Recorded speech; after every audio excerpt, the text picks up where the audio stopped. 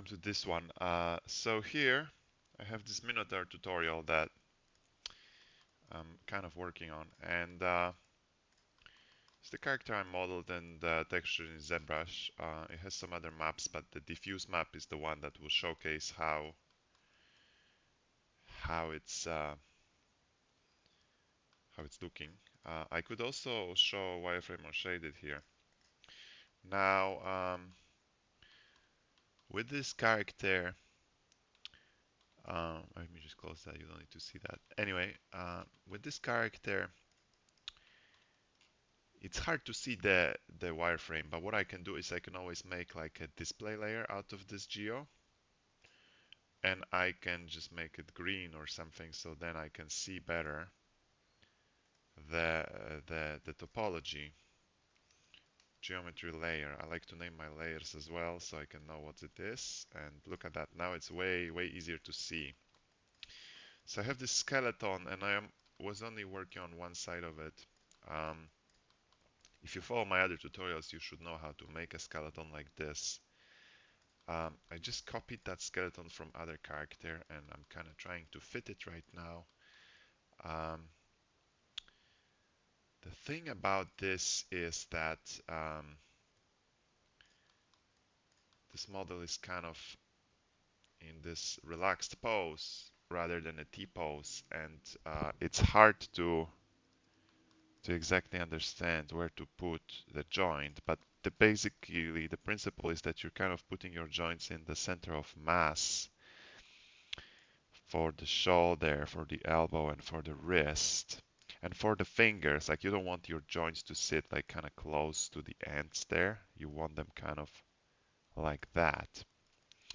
And naming of the joints, it's following the Unreal convention where everything is following the Unreal Mannequin naming, except for this, because this is a very specific situation here. I have the ball, then I have the ball end, but this is an extra joint here, which in this case, it's something else. I'm just going to name it hoof L because that's what it is. And so the question is, how do you clean up this skeleton right now? So like the orientations here are all out of whack. So I'm just going to freeze the scale on this skeleton to make sure that there's no weird scaling anywhere. And I can go ahead and start orienting those joints. And ideally, I would want this to be on one plane from the front. It's a little bit crooked.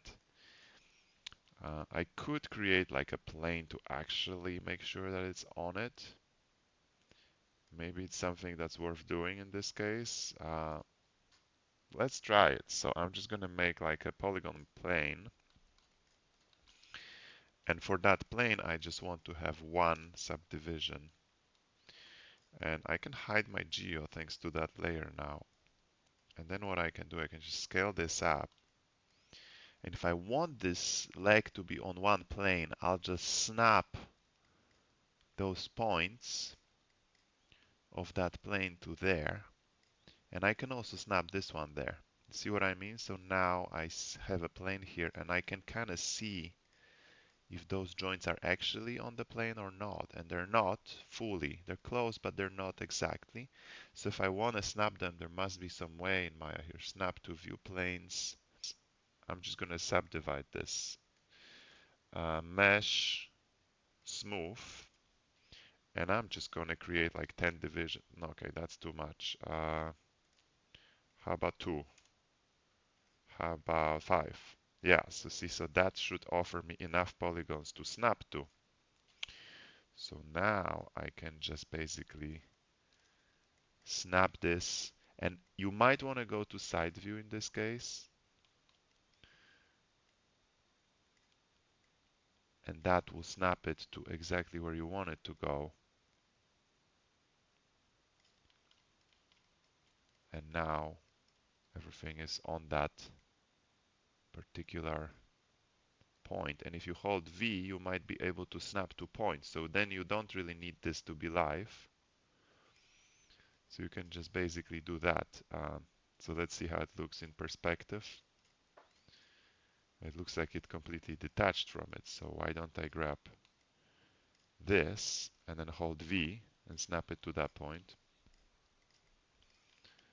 And then this, move it close and then snap it to the closest point.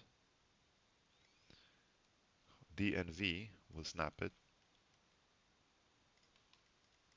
So D allows you to move the joint without moving the parent, whereas V snaps to the point. So D, and now D and V, and you can snap it there. And then here also D and V. And this can also be on that plane, D and V. And this is like a twister joint, so I'm just gonna put it somewhere in the center. There you go. So now we can see that this skeleton is exactly on that plane. So with that, if we unhide the geo, why is the geo not showing here? That was weird. You can see that it's exactly in the right spot, but it's also on the plane. So now when I create an IK on this leg, this IK will work really well and it will bend really well.